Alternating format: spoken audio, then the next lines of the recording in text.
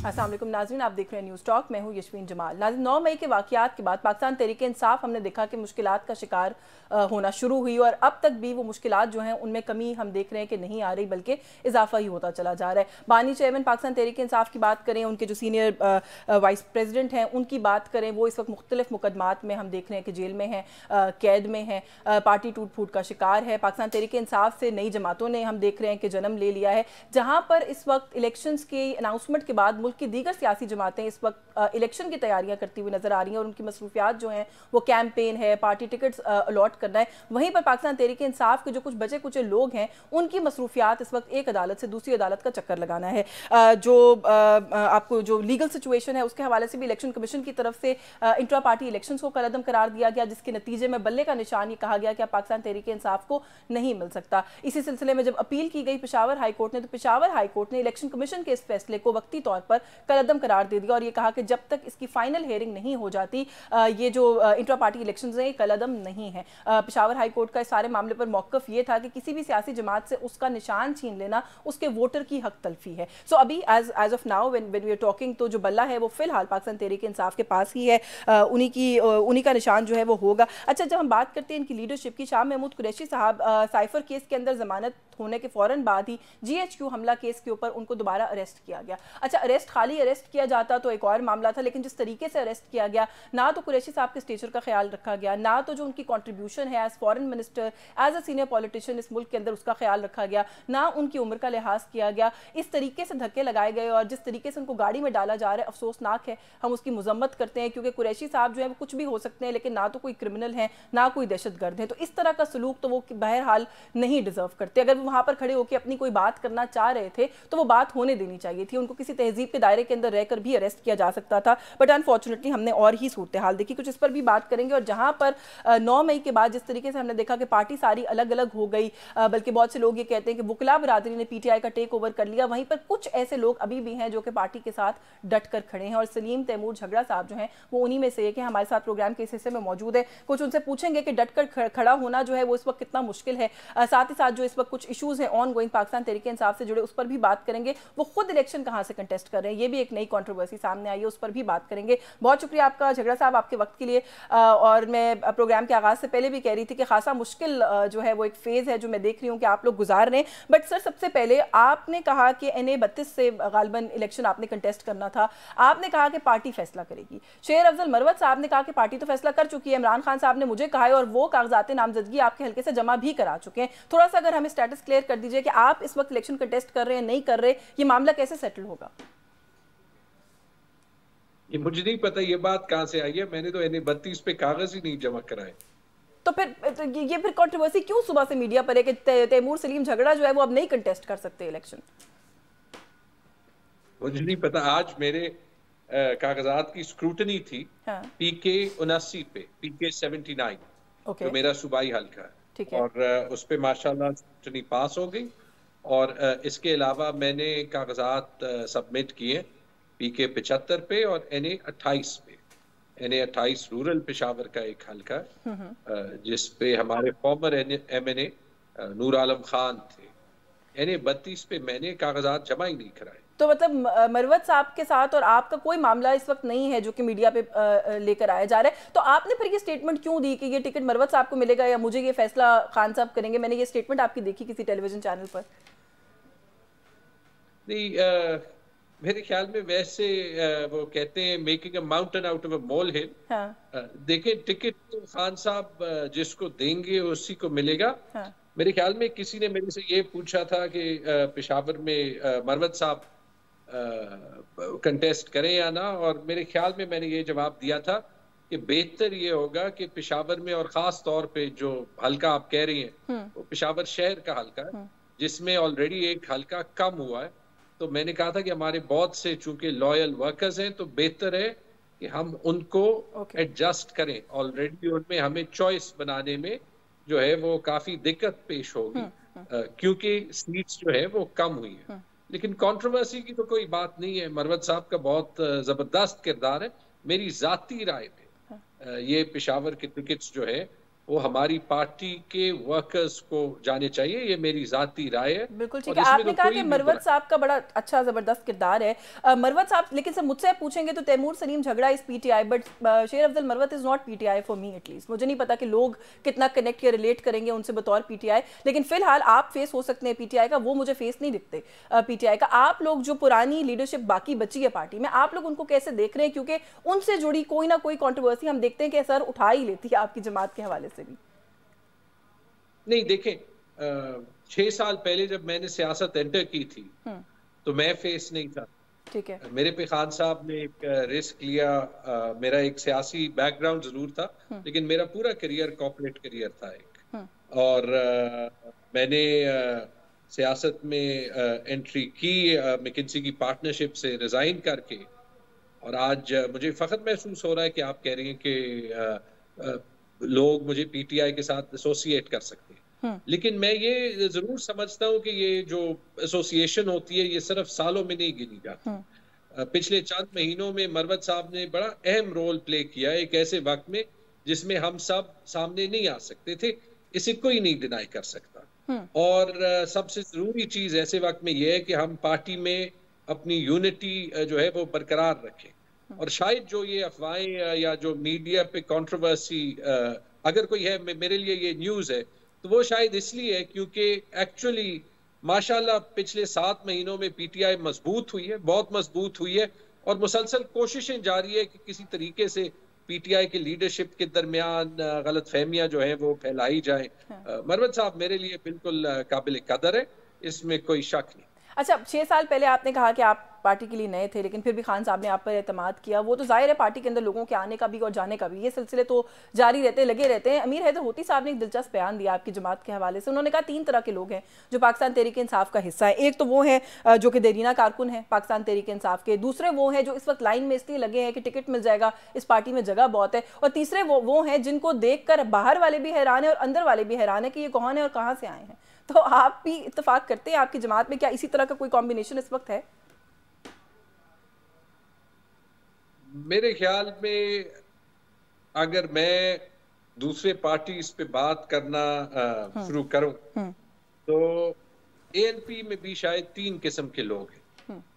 एक वली बाग के खानदान के जो पार्टी को ओन करते हैं, एक बाकी कुछ छोटी सी तादाद है सियासतदानों की, और बाकी वो लोग जो पार्टी को छोड़ रहे हैं।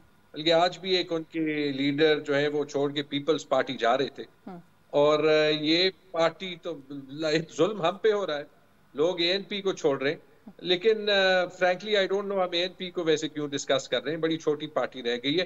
क्योंकि जो भी पार्टी जो है वो फंडामेंटल प्रिंसिपल से हट जाती है ना, और एएनपी का एक स्टांस होता था नेशनलिज्म पे, फेडरलिज्म पे, प्रोविंशियल राइट्स पे, विमेन्स राइट्स पे। हमारी 2 सेक्युलर पार्टीज थी, एक पीपल्स पार्टी थी, एक एएनपी थी। एएनपी का एक नेशनलिस्ट फेवर था। आज आप देख लें, या जब वो पावर हासिल करने के लिए कुछ भी करने के लिए तैयार है, तो वो 5-10 सीटों की पार्टी भी रह नहीं गए। और हमारी जैसी पार्टी को देख लें, चूंकि इमरान खान प्रिंसिपल्स की सियासत करते हैं, असूल की सियासत करते हैं, तो इमरान खान जेल में 5 महीनों से, लेकिन इमरान खान की मकबूलियत जेल में भी ज्यादा होगी। और इतनी पॉलिटिकल इंजीनियरिंग के बावजूद जितने भी या लोगों को फोर्स किया गया पार्टी छोड़ने से, और या फिर जो है वो लोगों को जो है वो चले कुछ पुश किया गया और फिर वो प्रेशर ना ले सके तो उन्होंने ये छोड़ा। उसके बावजूद पार्टी की पॉपुलैरिटी इतनी ज्यादा है कि कभी इनको हमारा सिंबल लेना पड़ता है, कभी ये झूठे बयानिए बनाने पड़ते हैं। तो ये सारा कुछ होता है, लेकिन पीटीआई की मकबूलियत कहीं नहीं गई, और ये आप इंशाल्लाह 8 फरवरी को देख लेंगे। अच्छा, आप कह रहे हैं मकबूलियत कहीं नहीं गई, खान साहब जेल में। आपको खान साहब एनी टाइम सून या बिफोर द इलेक्शन जेल से बाहर आते हुए नजर आते हैं? अली मोहम्मद खान साहब ने कहा कि मुझे तो खान साहब कैंपेन करते हुए भी नजर आ रहे हैं, इलेक्शन में हिस्सा लेते हुए भी नजर आ रहे हैं। वो इतनी पॉजिटिविटी कहाँ से ले रहे हैं, कहाँ से उनको ये उम्मीद मिल रही है?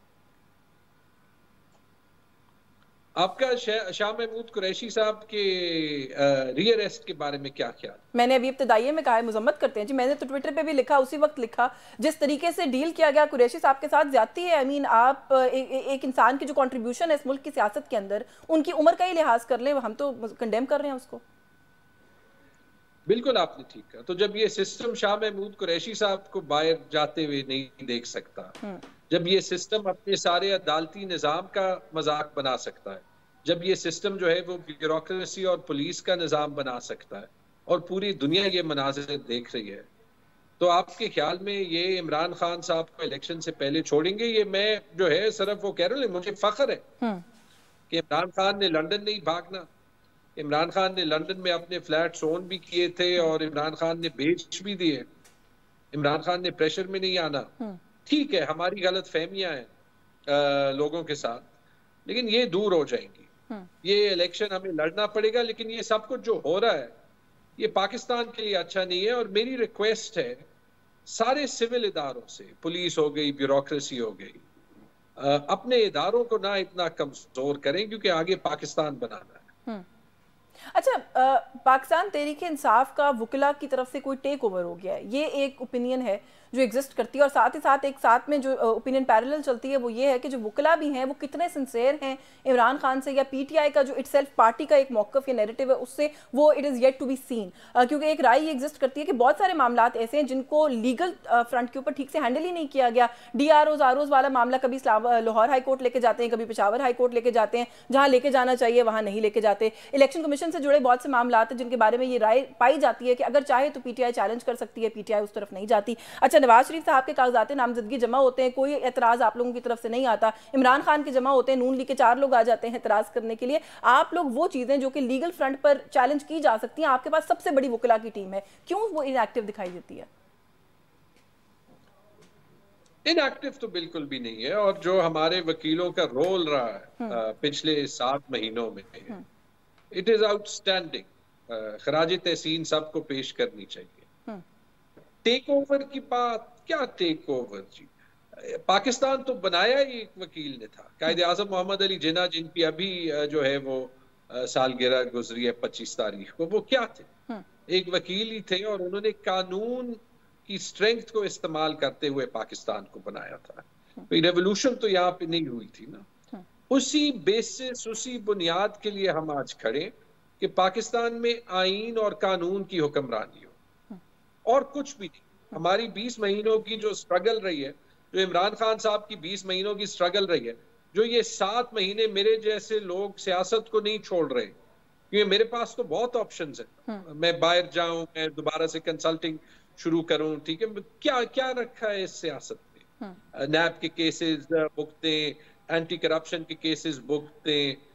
बस यही है कि अगर वाकई पाकिस्तान को बनाना है तो इस निजाम को तब्दील तो करना है। ये तो नहीं हो सकता कि हर कोई जो है वो प्रेशर में आके जिस तरफ हम आ जाए उसी तरफ वो भागता फिरे। सर, कोई आप कह रहे हैं वकीलों का जबरदस्त रोल है, आपने कायदे आजम का क्योंकि हवाला दिया। सर, डेमोक्रेसी के प्रिंसिपल, सियासतदानों को सियासत कैसे करनी चाहिए, इदारों पर रिलाय नहीं करना चाहिए ताकि इदारे भी कल को तजावुज ना करें, और फिर आप ही उनको कह रहे हो कि जी आज आपने तजावुज कर लिया। सियासतदानों को डेमोक्रेसी को मिलकर कैसे स्ट्रेंथन करना चाहिए, इन सारी चीज़ों के ऊपर कभी सेल्फ इंट्रोस्पेक्शन भी किया है सर आप लोगों ने कि आप लोगों से गलतियां भी हुई हैं? इस मुल्क के सभी सियासतदानों को चोर डाकू लेबल करना, उनके साथ माजी में जो ज्यादतियां हुई उनके लिए कहना कि वो कोई ज्यादतियां नहीं थी, वो डिजर्व करते थे, आपको नहीं लगता कि वो भी थोड़ा सा एक एग्जैजरेटेड वो था, नैरेटिव था जो आप लोगों ने बिल्ड किया, क्योंकि आज आप लोग रिसीविंग एंड के ऊपर हैं उन चीजों के जो वो माजी में कहते थे कि वो रिसीविंग एंड पर थे? मैंने कल भी एक शो पे कहा था कि गलतियां तो कॉन्स्टेंटली होती रहती हैं, और गलतियों पे गौर और फिक्र करना और अपने आप को इम्प्रूव करना ये एक कंटिन्यूअस प्रोसेस है। लेकिन अगर हम आज से शुरू हो जाएं तो आज बहुत से जो स्टेक होल्डर्स हैं, जो नेशनल पॉलिटिकल डिस्कोर्स का हिस्सा है, वो गलतियां कर रहे हैं। पहली गलती तो सारे जो हमारे ऑपोजिशन के सियासतदान हैं वो यही कर रहे हैं। ये कोई एक्सक्यूज नहीं है कि हमारे साथ हुआ है तो इनके साथ क्यों। जैसे आप कह रही हैं कि किसी के साथ अगर हुआ है, ऑल द मोर रीजन कि आप कहें कि किसी और के साथ ऐसे ना हो। चलिए, सियासतदानों को तो एक तरीके से एक अपनी बायस दिखानी पड़ती है, वो एक तरफ पे होते हैं, एक पार्टी को रिप्रेजेंट करते हैं। मीडिया में काफी सारे ऐसे लोग हैं जो कि लगते हैं कि किसी भी पॉलिटिकल पार्टी के मेंबर से ज्यादा उस पार्टी के जो है वो तरफदार है। सर, यही इल्जाम आप लोगों की दौरे हुकूमत में भी मीडिया के कुछ लोगों पर लगा करता था। खत्म कर देने, मेरे ख्याल में आपने बड़ा सीरियस एक पॉइंट छेड़ा है। ऐसे आप ह्यूमन राइट्स ग्रुप्स ले लें, ऐसे आप वुमेन्स राइट्स ग्रुप्स ले लें, आपने वकीलों के एक्शन या इनएक्शन की भी बात की।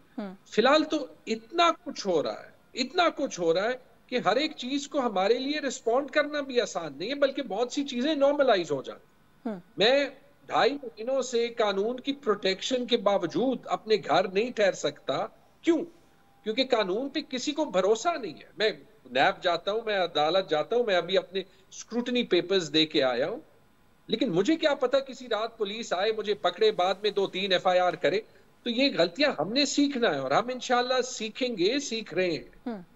लेकिन ये हमारी पुलिस की लीडरशिप को भी सीखना है। अब आप देख लेना, पंजाब की पुलिस तो उस इंतहा पे जा रही है कि जो खैबर पख्तूनख्वा की पुलिस कर रही है, जो कि भी अनप्रेसिडेंटेड है, उसको वो ऐसे दिखाई दे रही है जैसे खैबर पख्तूनख्वा की पुलिस कोई बड़ा अच्छा काम कर रही हो, which is not the case, at least from the top down. Civil administration को ले लें, अगर लोग सिर्फ अपने जॉब डिस्क्रिप्शन और अपने ओथ पे कायम रहे तो ये बहुत से मसले ना हो। आज मेरे जहन से शाह महमूद कुरैशी साहब के अरेस्ट के विजुअल्स नहीं निकलेंगे, क्योंकि ये सारे सियासतदानों की बेहुरमती है। लेट अलोन के शाह साहब फॉरेन मिनिस्टर थे, शाह साहब 70 साल की तकरीबन उम्र है, शाह साहब इज अ ग्रैंडफादर टू 5, उनकी पूरी फैमिली है। वो क्या सोच रही होगी और उनसे आप क्या एक्सपेक्ट करते हैं कि वो आगे पुलिस और स्टेट और गवर्नमेंट के बारे में उनके क्या क्या ख्यालात रहे। लेकिन ये मुझे पता है कि जैसे शाह साहब स्टेडफास्ट रहे हैं, उनकी फैमिली भी PTI और पाकिस्तान के साथ स्टेडफास्ट रहेगी। लेकिन माजरत के साथ जो ये पुलिस वाले कर रहे थे, they are not doing anyone a favour including themselves. वो तो खैर जो आज हुआ वो तो मैंने पहले कहा कि हम तो उसकी हर तरह के अल्फाज में मजम्मत करते हैं। बस आखिर में यही कह दीजिए, कोई लाहे अमल आप लोगों का, क्योंकि आई एम श्योर कि इस वक्त कोई ऐसी सेंट्रल डिसीजन मेकिंग शायद नहीं मुमकिन आप लोगों के लिए कि आप लोग कर पाएँ।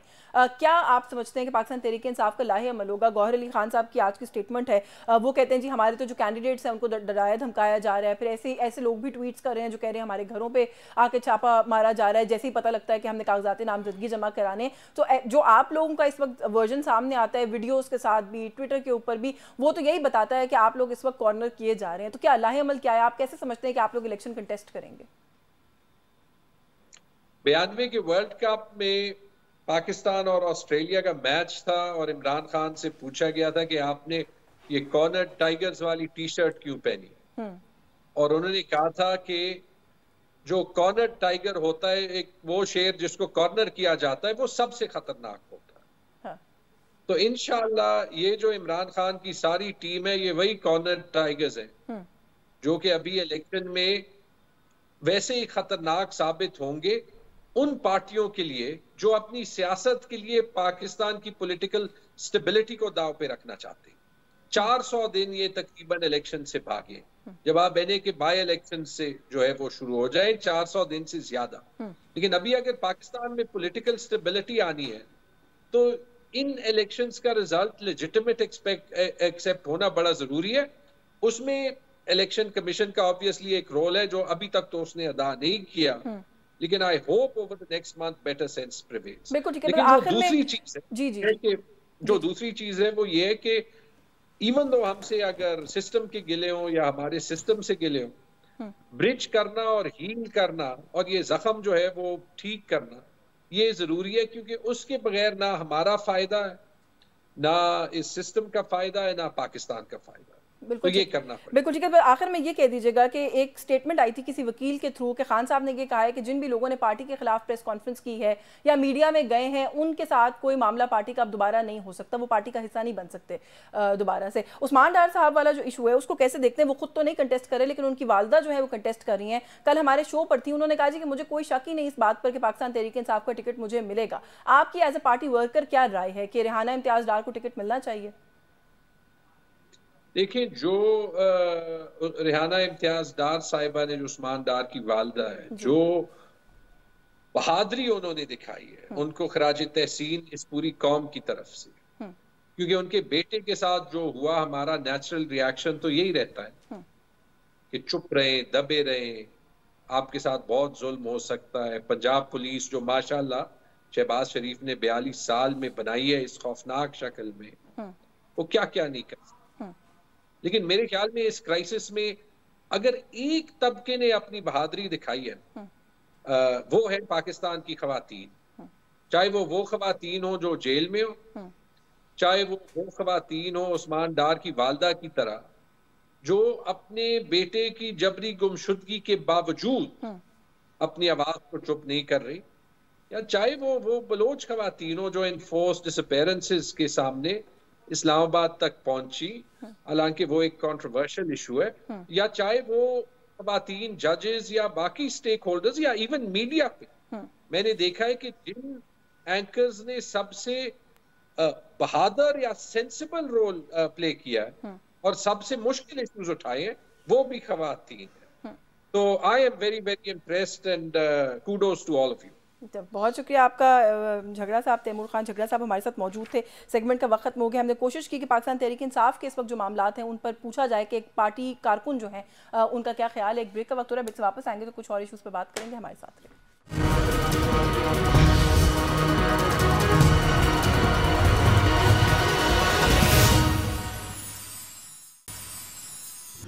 जी वेलकम बैक नाजरीन। बात करेंगे आज का एक दिन उसकी ज़ाहिर है पाकिस्तान की तारीख के अंदर एक बहुत अहमियत है, क्योंकि पाकिस्तान की तारीख का वो स्याह दिन है जब इस्लामी दुनिया की पहली मुंतखब खातून वज़ीर आज़म जो हैं उन्हें शहीद कर दिया गया। मोहतरमा बेनज़ीर भुट्टो शहीद साहिबा रावलपिंडी में अपनी एक इंतखाबी मुहिम से ताल्लुक़ रखने वाले जलसे से ख़िताब करके वापस तशरीफ़ ले जा रही थी जब उन पर कातलाना हमला किया गया। उनके साथ उनके 20 कारकुनान जाम शहादत नोश कर गए उस दहशतगर्द हमले के अंदर। और हमने ये देखा कि उनकी शहादत के बाद पाकिस्तान की सियासत जो है वो अक्सर तब्दील होकर रह गई। जहां पर पाकिस्तान का सियासी मंजरनामा तब्दील हुआ, वहीं पर पाकिस्तान पीपल्स पार्टी का जो अपना एक पूरा एक हायरार्की है और उनकी जो जमात है पाकिस्तान पीपल्स पार्टी, उसके अंदर भी बहुत सारी तब्दीलियां जो हैं वो रूनुमा हुई। वसीयत के मुताबिक जो बाग दौर थी जमात की वो उनके शौहर यानी आसिफ अली जरदारी साहब ने संभाल ली और उसके बाद आहिस्ता आहिस्ता पहले एक इंप्रेशन बना और फिर उसके बाद हमने ये देखा भी कि बीबी के साथ जो लोग जिनकी बहुत कुर्बत थी, जिनका बहुत ताल्लुक था, वो आहिस्ता आहिस्ता पार्टी से दूर होते चले गए। बल्कि कुछ तो ऐसे भी हैं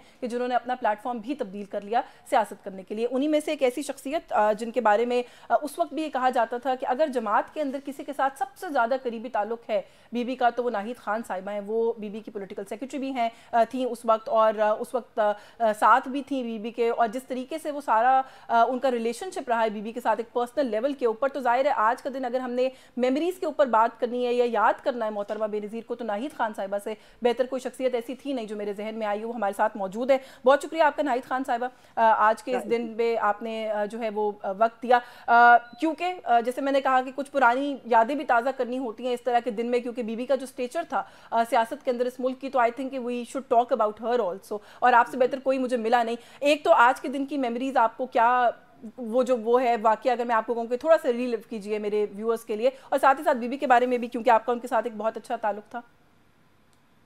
देखिए बीबी, आज के दिन यकीनन पाकिस्तान पीपल्स पार्टी के कारकुनों के लिए, क्या पूरी पाकिस्तानी अवाम के लिए, पूरी दुनिया में जो भी लोग मोहतरमा बेनज़ीर भुट्टो साहिबा को जानते थे उनके लिए बहुत ही तकलीफ दे दिन होता है, क्योंकि उस दिन एक ऐसी लीडर को जो पाकिस्तान के लिए एक विजन रखती थी, पाकिस्तान की एक अच्छी सोच जिनकी थी पाकिस्तान के बारे में, पाकिस्तान के लिए के बच्चों को एक रोशन मुस्तकबिल देना चाहती थी, उनको इस तरह दिन दहाड़े उनको मार दिया गया। और सबसे बड़ी जो अफसोसनाक जो ये मेरा बहुत तकलीफ दे मेरे लिए दिन होता है कि आज 16 साल गुजरने के बावजूद मैं तकरीरें सबकी सुन रही हूँ, मैं स्टेटमेंट सबकी देख रही हूँ, लेकिन कोई शख्स ये नहीं कहता कि बीबी की इन्वेस्टिगेशन, पाकिस्तान की फॉर्मर प्राइम मिनिस्टर, पहली इस्लामिक दुनिया की मुल्क की वजीर आजम, उनको इस तरह दिन दहाड़े मार दिया गया, उनकी इन्वेस्टिगेशन पाकिस्तान के अंदर क्यों नहीं की गई? मतलब ये हिस्ट्री हमने क्या कभी माफ करेगी कि उनकी इन्वेस्टिगेशन को हमने छोड़ के सिर्फ हम उनके नाम को, सिर्फ 27 दिसंबर को उनकी बातें करते हैं, 27 दिसंबर को उनकी की हर चीज को याद करते हैं, 27 दिसंबर के बाद हमारी ज़हनों से वो निकल जाती हैं कि वो एक कत्ल हुआ था जिस एक शहर के अंदर, और एक वजीर आजम ट्वाइस इलेक्टेड प्राइम मिनिस्टर का कत्ल हुआ, उसकी इन्वेस्टिगेशन हो। ये बातें बहुत तकलीफ दी होती हैं। बिल्कुल। और वो भी तब जब उनकी जमात 2 मरतबा इक़्तिदार में, 16 महीने वो माने या ना माने वो शरीके इक़्तिदार थे, उससे पहले मुकम्मल इक़्तिदार में भी रही, लेकिन उनकी जमात के दौरे हुकूमत में भी ऐसा नहीं हुआ। देखिए बीबी, मैं किसी की जात पे तनकीद नहीं करना चाहती, क्योंकि मैं एक रिस्पेक्ट के उस सार में मोहतरमा बेनजीर भुट्टो साहबा के साथ जो मेरा रिलेशनशिप था, या जो हम पार्टी कारकुनों का जो रिलेशनशिप था उनके साथ, एक जो रिस्पेक्ट का हमारा रिश्ता उनके साथ था, हम उस रिस्पेक्ट के रिश्ते की वैल्यूज को रखते हुए हम कभी किसी को क्रिटिसाइज नहीं करते, चाहे उनकी कोई फैमिली हो या बाहर के हो। हम सिर्फ जो डिमांड करते हैं वो ये कहते हैं कि भाई एक लीडर का कत्ल हुआ, उसकी पार्टी 2 दफा इक्तदार में रही, 1 दफा 5 साल पूरे किए, प्रेसिडेंट उनका, प्राइम मिनिस्टर उनका, तमाम मिनिस्ट्रियां, तमाम इस्टेब्लिशमेंट, तमाम एजेंसीज उनके अंडर, फिर उसके बाद ये पीडीएम की गवर्नमेंट रही, इसमें आप इक्तदार में रहे, सब कुछ आपने इक्तदार के मजे लिए। मतलब एक इतना तो वो डिजर्व करती है ना कि उसकी इन्वेस्टिगेशन तो होती ना, कम से कम उसके कातिलों को पकड़ कर तो ले आते ना। देखिए ना, आप एक के ऊपर डालते हैं कि जी फलां ने मारा, फलां ने मारा, फलां इन्वॉल्व था, फलां इन्वॉल्व था, लेकिन लोग जानना चाहते हैं कि अगर किसी ने, आप कहते हैं बैतुल्ला महसूद ने मारा, बैतुल्ला महसूद को किसने हायर किया था? बैतुल्ला महसूद की क्या बीबी के साथ जाती दुश्मनी थी? उसकी कोई दुश्मनी नहीं थी। और अगर उसने मारा तो उसको किसने हायर किया, किसने फैसिलिटेट किया उनको लोकली? तो ये चीजें, बहुत सारे क्वेश्चन मार्क हैं। फिर उसी वक्त वहां पे जिस वक्त हुआ वो जगह क्यों धो दी गई, बहुत सारी चीजें हैं ना जिसको आप खुद समझदार हैं, समझती हैं चीजों को, कि कत्ल की इन्वेस्टिगेशन जब होती है तो किस तरीके से की जाती है, हर चीज को ब्लॉक किया जाता है, रोका जाता है, सिम तलाश की जाती है, कुछ ना कुछ तो है ना कि इतना बड़ा कत्ल हो गया और कोई कहता है कि जी फलां ने मार दिया, फलां ने मार दिया, और ठीक है जी democracy is the best revenge. Democracy is the best event जरूर आपके लिए होगा, बहुत अच्छी बात है, लेकिन मुल्क के लिए नहीं है। मुल्क जिस तरह आज पॉलिटिक्स पाकिस्तान की बिखर गई है ना, एक बॉन्ड था चारों सूबों को इकट्ठा रखने का, गिलगित बल्तिस्तान, आजाद कश्मीर को एक बॉन्ड था, वो मोहतरमा बेनजीर भुट्टो। आज एक नेशनल लेवल का ऐसा कोई लीडर आपको नजर नहीं आता जो कि इन सारे सूबों को, इन सारी गिलगित बल्तिस्तान, आजाद कश्मीर को इकट्ठा रख सके। बिल्कुल, बीबी के बाद इस मुल्क की बिल्कुल इस मुल्क की सियासत के अंदर बेशक एक खला है जो नहीं अभी तक पूरा हो सका उनके जाने के बाद। लेकिन एक सवाल आपसे जरूर पूछना चाहती हूँ, बतौर सियासतदान आप पाकिस्तान पीपल्स पार्टी से अगर अलहदा हो भी गई तो मेरे लिए वो कोई इतना बड़ा मसला नहीं है, इंसान कभी जिंदगी में कोई ऐसे डिसीजंस ले लेता है, लेकिन you were I think close to her as family. हमने कभी आपको दोबारा उनकी फैमिली के साथ, उनके बच्चों के साथ भी उस तरह से इंटरेक्ट करते हुए नहीं देखा। क्या कोई पार्टी की तरफ से, उनकी फैमिली की तरफ से रेजिस्टेंस थी, या कोई आपका अपना जाती इसके अंदर कोई वो था, कोई मामला था, कोई डिसीजन था? देखिए, मैं भी बहुत रिस्पेक्ट के साथ आपको जो चीज बता रही हूँ, देखिए मैंने और मेरे हस्बैंड सफदर अब्बासी ने जब आसिफ जरदारी साहब ने टेक ओवर किया ना पार्टी को, हम ये समझते थे कि आसिफ जरदारी साहब की वो कैपेसिटी नहीं है कि वो पार्टी को इकट्ठा रख सके, पार्टी तितर बितर हो जाएगी, पार्टी जो है वो एक फेडरल लेवल की पार्टी है, ये पार्टी बिल्कुल खत्म होकर रह जाएगी, क्योंकि हर बीवी का एक पार्टी को रन करने का एक तरीका कार था। हमारी फेडरल काउंसिल होती थी, हमारी सेंट्रल एग्जीक्यूटिव कमेटी होती थी, हमारे divisional president, district president, union council president, दीदी एक हायरार्की को लेके चलती थी। डिसीजन मेकिंग पावर जो है सबके कंसेंसस के साथ एक डिसीजन को लेती थी। लेकिन अब आसिफ जरदारी साहब की जो सियासत थी, क्योंकि आसिफ जरदारी साहब कभी प्रैक्टिकल पॉलिटिक्स में रहे नहीं थे, जो हमने उनका स्टाइल देखा हुआ था, वो एक बिजनेसमैन अच्छे थे, लोगों के साथ उनका अच्छा ताल्लुक था, लेकिन आप एकदम एक इतनी बड़ी पार्टी की सरबराही तो नहीं कर सकते ना। तो हमने जो कुछ दिनों में वहां महसूस किया कि भाई यहाँ पे ये पार्टी बिल्कुल टोटल जो है डिस्ट्रक्शन की तरफ चली जाएगी, और एक ये भुट्टोज की पार्टी है, ये भुट्टोज की पार्टी अब कन्वर्ट होकर जरदारी की पार्टी बन गई है। तो हमने अपने डिस्टेंस खुद उनसे अलहदा कर लिया कि भाई हम उनके साथ बजाय इसके कि हम झगड़े करें, हमने अपने आप को उस सारे सिस्टम से अलहदा कर लिया, क्योंकि अगर हम उस सिस्टम के अंदर होते तो हम ये सब कुछ जो हो रहा है, ये शायद हम इस पे बहुत ज्यादा प्रोटेस्ट करते, शायद हमारे बहुत झगड़े होते। तो हम मोहतरमा के साथ हमारा वो ताल्लुक था ना, उनके बच्चों के साथ, तो बच्चे हमारे लिए बच्चे, अल्लाह उनको हमेशा हमारी दुआएं उनके साथ है। ना बच्चों ने कभी कोई बदतमीजी की है, ना बच्चों ने कभी कोई ऐसी बात की है, हमने ना बच्चों के साथ हमारी इंटरेक्शन। ज़ाहिर जब बात ये होती है कि जब बच्चे हमारे साथ इंटरेक्शन रखना चाहते या सलाम दुआ रखते अपनी माँ के रिश्ते से, तो हम जरूर उनके साथ रखते। पॉलिटिक्स तो अपार्ट फ्रॉम पॉलिटिक्स पॉलिटिक्स तो एक अलग चीज है ना, लेकिन एक जाती लेवल पे भी उन्होंने कभी सलाम दुआ हमारे साथ रखने की कोशिश नहीं की कि भाई एक माँ के रिश्ते से भी, तो हमने भी कभी कोशिश नहीं की। क्योंकि देखिए आपने एक बहुत सीजन पॉलिटिशियन के साथ बतौर पॉलिटिकल सेक्रेटरी वक्त गुजारा है और मोहतरमा का जो सियासी स्टेचर है दुनिया उसका एतराफ़ करती है, मतलब खाली पाकिस्तान की हद तक बात नहीं है। अब उनकी जमात, आपने जरदारी साहब के ऊपर तो जो राय है वो दी, और वो 16 साल पुराना एक मामला था, आप लोगों को लगा कि पार्टी इस वक्त जो है वो जिस तरीके से चलाई जाएगी इसके बाद आप शायद उससे अग्री नहीं करेंगे। इस वक्त भाग दौड़ पार्टी की बिलावल भुट्टो जरदारी साहब के हाथ में है। बिलावल साहब का तर्ज सियासत, वो फॉरेन मिनिस्टर भी रहे हैं, एक प्रैक्टिकल स्टिंट भी उन्होंने किया है पाकिस्तान की सियासत के अंदर, उसको कैसे एनालाइज करती हैं आप? देखिए बीबी, मैं आप बताती हूँ, इस वक्त उस खानदान के पास दो सियासी पार्टी हैं। एक पाकिस्तान पीपल्स पार्टी पार्लियामेंटेरियन, जो पाकिस्तान पीपल्स पार्टी पार्लियामेंटेरियन जरदारी साहब हेड कर रहे हैं, यानी वो भी खानदान में।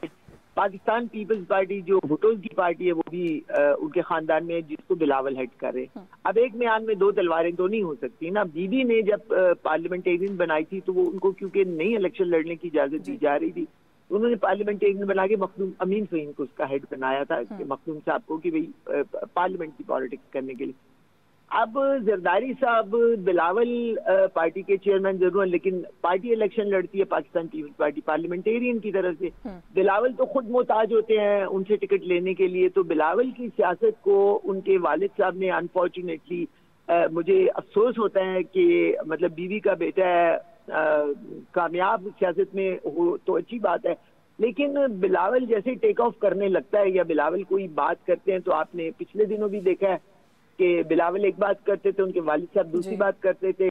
जैसे ही वो बिलावल कोई टेक ऑफ करता है, उनके वालिद साहब आके फौरन फरमा देते हैं कि मैं प्राइम मिनिस्टर, मैं खुद भी बन सकता हूँ।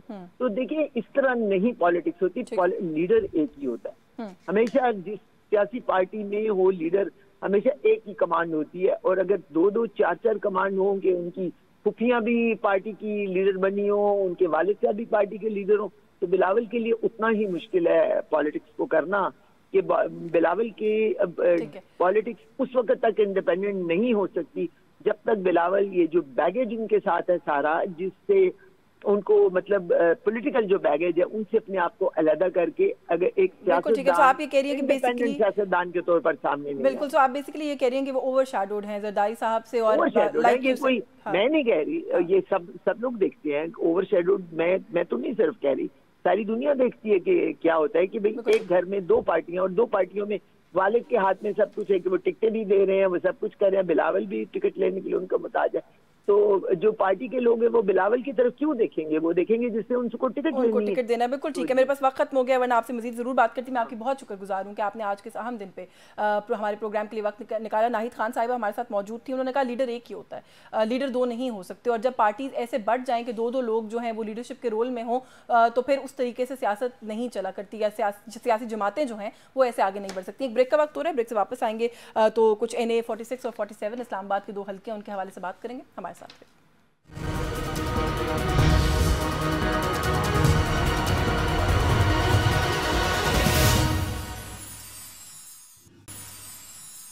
जी, वेलकम बैक नाज़रीन। 8 फरवरी को होने वाले इलेक्शंस के अंदर जहां पर सियासी जमातें अपने बहुत से कारकुनान को, अपने लोगों को सियासी मैदान में उतारने की तैयारियां कर रही हैं, साथ ही साथ सियासतदान भी कोशिश कर रहे हैं कि किसी सरकर्दा सियासी जमात के प्लेटफॉर्म से इलेक्शन लड़ें ताकि जीत के इम्कानात जो हैं वो रोशन हो सके। वहीं पर बहुत बड़ी तादाद ऐसे सियासतदानों की भी है जो कि आज़ाद हैसियत में ये इलेक्शंस कंटेस्ट करने वाले हैं। इस इलेक्शन की बात करें, बहुत से नए चेहरे भी इस दफ़ा जो है वो इंतखाबात में हम देख रहे हैं कि हिस्सा ले रहे हैं, जो कि खुशाइंद बात है। वहीं पर इस मुल्क की एक ऐसी कम्युनिटी जिनके बारे में अगर हम आम तौर पर बात करें तो अपने जो बेसिक ह्यूमन राइट्स हैं, जो अपने बुनियादी हुकूक हैं, उनको हासिल करने में भी उनको बहुत दुश्वारी होती है। उसी कम्युनिटी से ताल्लुक़ रखने वाली एक शख्सियत जो है वो इस्लामाबाद से इलेक्शन लड़ रही है। मैं बात कर रही हूँ इस मुल्क में जो ट्रांसजेंडर कम्युनिटी है उनके हवाले से। जैसे मैंने कहा कि बड़ी बेसिक चीज़ों के लिए भी हमने देखा है कि इन लोगों को बहुत ज़्यादा एक बड़ी फाइट जो है वो पुटअप करनी पड़ती है। और हल्का NA 47 और 48 से नायाब अली जो हैं वो इलेक्शन में उन्होंने हिस्सा लेने का फैसला किया है। जो आने वाले इंतखाबात हैं,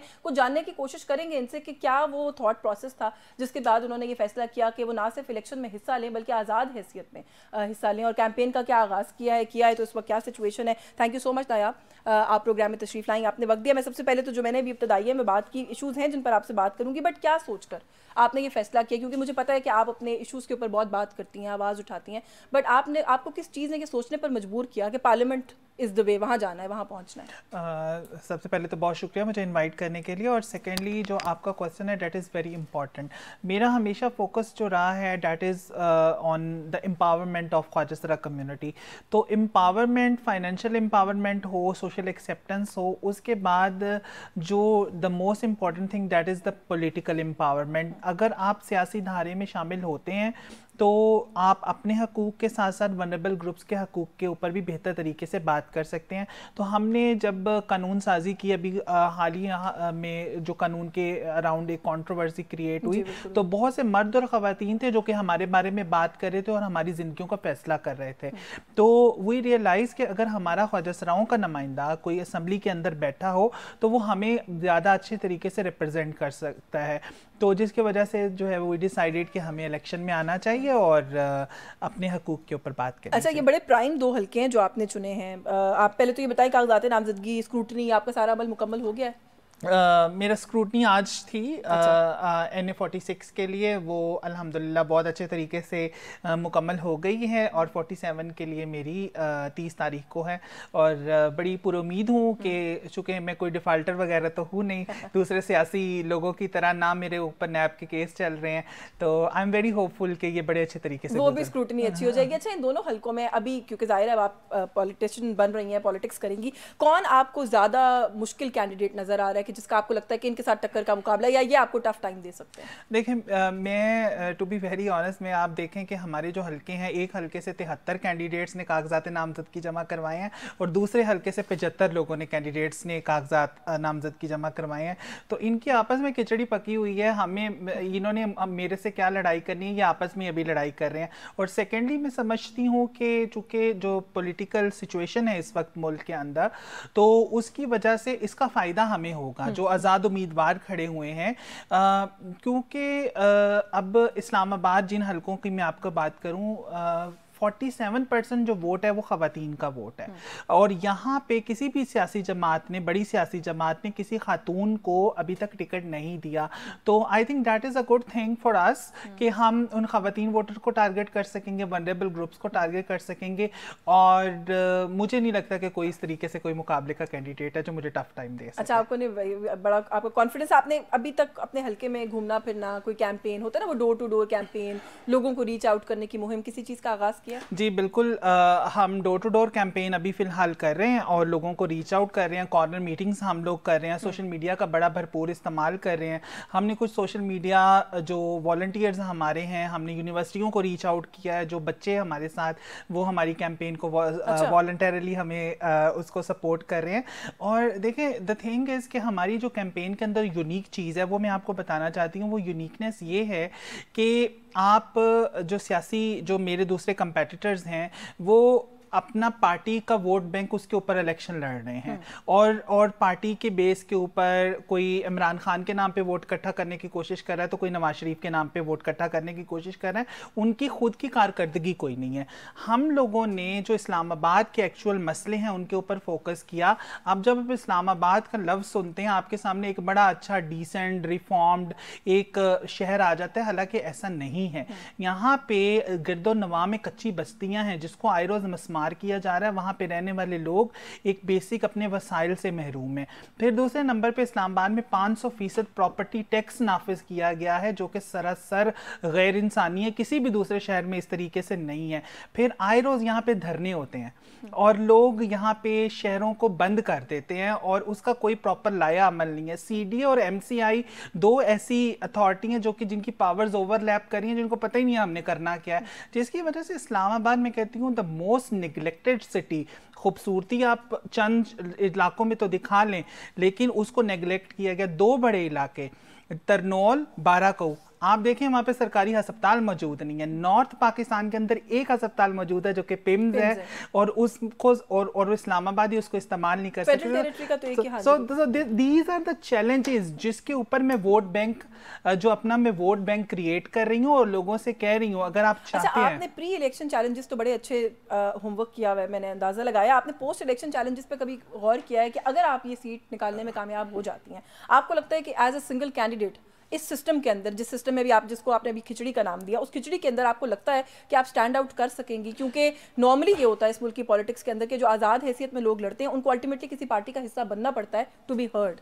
तो आपने सोचा है इस बारे में? देखिए, मैं समझती हूँ कि मेरी जो वॉइस है वो इतनी पावरफुल वॉइस है। मैं 6 आलमी अवार्ड जीत चुकी हूँ। उन आलमी फोरम्स के ऊपर जा के जहाँ पे हमारे सियासतदानों की जो है वो सिट्टी गुम हो जाती है और वो बात नहीं करते। मैंने UN हाई कमिश्नर के सामने कश्मीर का इशू मैं बतौर ख्वाजा सरा रेज करने वाली इंसान हूँ। तो अगर मैं ये जीत जाती हूँ, और मैं बड़ी पुरुमीद हूँ अपने हल्के से कि लोग मुझे जिताएंगे, और मैं सोचती हूँ कि मैं इतनी एम्पावर्ड ज़रूर हूँ, मेरी वॉइस इतनी ज़रूर लाउड है और पावरफुल है कि लोग मजबूर हो जाएंगे कि एक सिंगल कैंडिडेट को सुनने के ऊपर। और I am very good lobbyist, I am very good advocate. Politics कैसे करेंगे आप? अकेले पॉलिटिक्स करेंगे? आपने ये सोचा है कि जीत जाती है तो किसी जमात का हिस्सा नहीं बनना?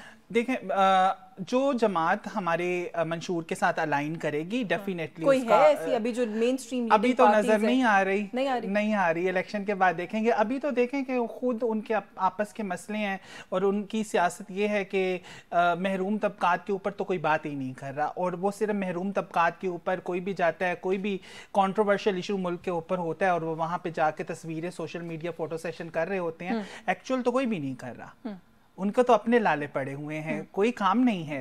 तो मुझे नहीं लगता कि इस वक्त मुल्क के अंदर कोई इस तरह की सियासी जमात मौजूद है, और ना किसी के साथ। मैं बहुत सी सियासी जमातों के साथ मैंने ऑनररी एडवाइज़र के तौर पर काम किया है, और वहाँ पे अभी भी हमने मंशूर के लिए रिकमेंडेशंस भेजी हैं कि आप अपने मंशूर को इंक्लूसिव बनाएं और उसके अंदर वनरेबल ग्रुप्स, जिसमें ख्वाजा सरा, माजूर अफराद और ख़वातीन के, आप ये चीज़ें उनको शामिल करें। तो लेकिन अभी तक उन्होंने ऐसा किया नहीं है, और मुझे नहीं लगता कि मेरी सपोर्ट किसी के कोई ऐसी सियासी जमात जिनकी तरफ से आपको कांटेक्ट किया गया हो, मे बी के जमात का हिस्सा भी? ऑब्वियसली क्योंकि इलेक्शन का वक्त है, आपने कहा कि 73 लोगों ने जमा कराए, उसमें पॉलिटिकल पार्टीज भी होंगी, चाहे बड़ी ना हो। किसी ने आपको प्लेटफॉर्म ऑफर किया अभी तक? मुझे अभी तक किसी ने नहीं ऑफ़र किया, मुझे अभी तक किसी सियासी जमात ने ऑफ़र नहीं किया, और ना ही। अब देखें, मैं आपको इसकी वजह बताना चाहती हूँ, और उसकी वजह ये है कि आज किसी मर्द पॉलिटिशियन को गाली देनी है, उसको ख्वाजा सरा कह दो। किसी खातून पॉलिटिशियन को गाली देनी है, उसको ख्वाजा सरा कह दो। तो आज सोशल मीडिया के ऊपर आप ट्रेंड देखें, ख्वाजा सरा लिखें, आपके ऊपर ख्वाजा सराओं के मसले नहीं नजर आएंगे, एक सियासतदान दूसरे को गाली देता हुआ नजर आएगा। तो दिस इज समथिंग कि जिस सियासी माहौल के अंदर ख्वाजा सरा होना सियासी गाली है, तो उसमें वो किसी ख्वाजा सरा को क्यों टिकट देंगे? लेकिन ये तो आपको नहीं लगता ये इस मुल्क के जनरली कलेक्टिव इश्यूज का हिस्सा है? क्योंकि जहां पर आपने ये कहा कि गाली के तौर पे इस्तेमाल किया जाता है, वहां पर ये भी कहा जाता है कि औरतों की तरह चूड़ियां नहीं पहनी हुई। तो ये तो कुछ इस तरह की चीजें हैं ना जो हमारे वो जो पेट्रियार्कल वो है माशरा है, उसका हिस्सा है। देखें, यही तो हमारा मसला है कि हमने अब्यूज़ को हमने नॉर्मलाइज कर दिया है, और हमने उसको नॉर्मलाइज करके एक्सेप्ट कर लिया है, हम उसके ऊपर बात नहीं करते।